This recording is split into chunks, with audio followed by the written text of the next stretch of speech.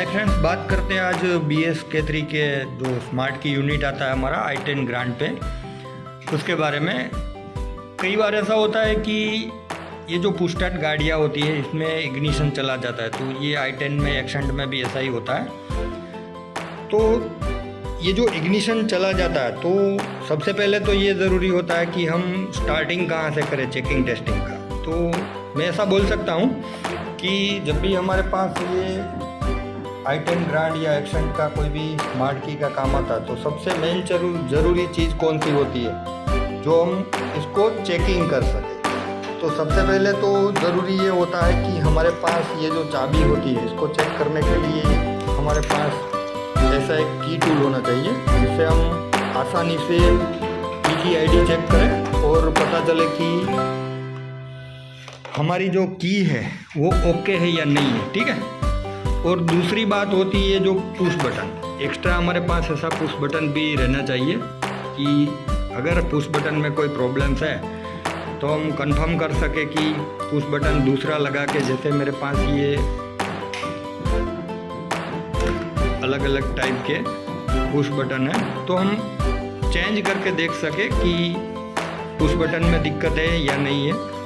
अगर चाबी हमारी ख़राब होती तो मान लो कि दूसरी हम ID जनरेट करके, ऐसी एक्सेस स्कीम मिलती है मार्केट में, तो ऐसी हम चाबी जनरेट करके प्रोग्राम करके काम कर सके।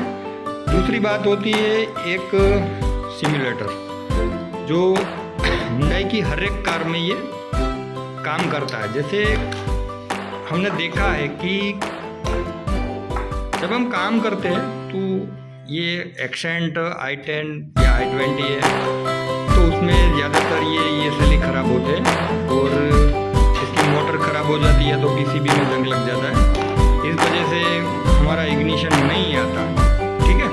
तो इसकी जगह पे हम ये सिम्युलेटर लगा के आसानी से ये वर्क कर सकते हैं और कार हमारी स्टार्ट भी हो जाती है और इग्निशन भी आ जाता है। हमने यहाँ ये सब, हमारे पास ये किट आया था i10 ग्रांड का, ठीक है। तो उसमें हमें चेक करना था कि प्रॉब्लम कहाँ पे थी। तो वैसे देखा जाए तो ये हमारी जो चाबी है वही ख़राब थी, पर हम ऐसा समझ सकते हैं कि जहाँ से भी हमारे पास पहले किट आई होती, जहाँ ये गाड़ी होती, उन लोगों ने ये चाबी वगैरह सब वायरिंग सब चेक किया ही होता है।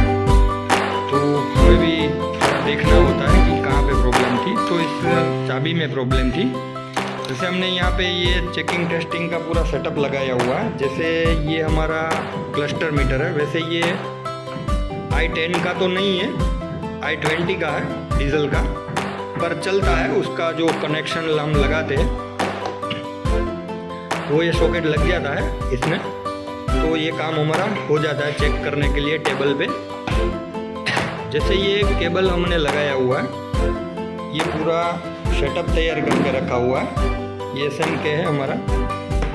तो ये जो पुश स्टार्ट वाली गाड़ियाँ है उसमें सबसे ज़रूरी जो चीज़ क्या होती है, हमें देखना क्या होता है। एक तो हमारा ये SMK हुआ, इसमें आप देख सकते हो कि ये सारी पिन लगी हुई है, ठीक है।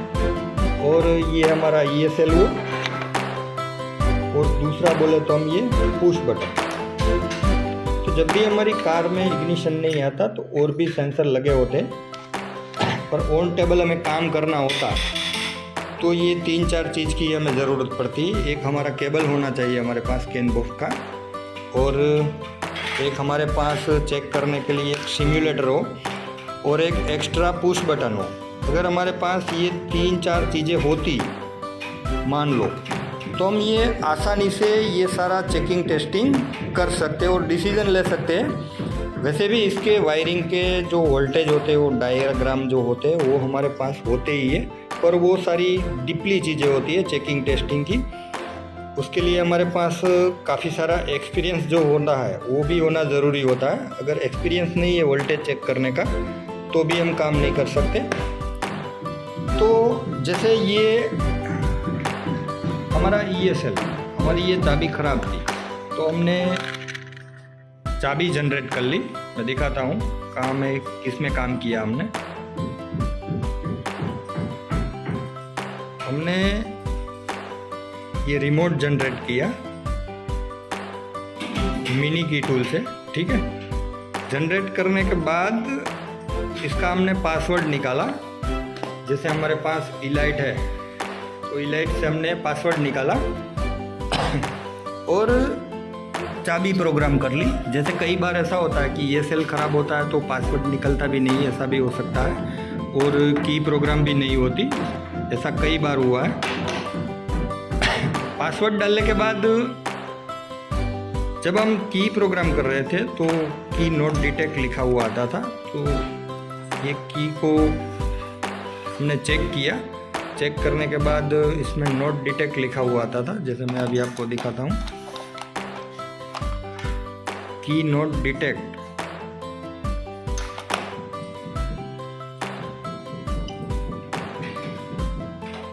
ट्रांसपोंडर क्लोन में गए, जैसे हम रीड करते हैं ट्रांसपोंडर को, ठीक है, रीड फेलेट लिखा हुआ आता था। ऐसा हमने ऐसे चाबी लगा के कई बार ट्राई किया पर ये चाबी डिटेक्ट नहीं हो रही थी। फिर हमने दूसरी चाबी जनरेट कर ली। हमें ऐसा लग रहा था कि ये सेल में ही, वैसे देखा जाए तो ये सेल में ही प्रॉब्लम रहती है हर बार, पर इस बार ये सेल में प्रॉब्लम नहीं थी।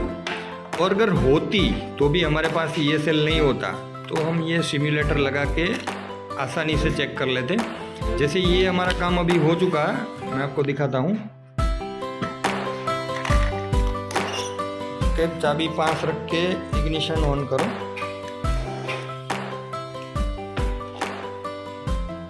जैसे ये हमारा काम हो चुका है, अभी इग्निशन ऑफ कर दो, अभी ऑन करो। तो ये हमारा की प्रोग्राम हो गया। अभी ये सिम्युलेटर जो होता है हमारा, उसको ये सेल पे लगाओ। कई बार ऐसा होता है कि ये सेल हमारा ख़राब हो जाता है तो इस वजह से इग्निशन नहीं आता। तो ये सबसे आसान तरीका है। जैसे हमने ये लगा दिया, इग्निशन ऑफ कर दो। पहले इग्निशन ऑफ कर दिया। जैसे सिम्युलेटर पे देख सकते हो कि इसमें आवाज़ भी आती है। जैसे हमारा ये सेल ऑन ऑफ होता है। जैसे मैं इस क्लस्टर को इधर रख देता हूँ, ये सेल को यहाँ पे हटा देते हैं। जैसे ये हमने लगा दिया सिम्युलेटर, और अभी करो इग्निशन ऑन हमारी, तो ये हमारा इग्निशन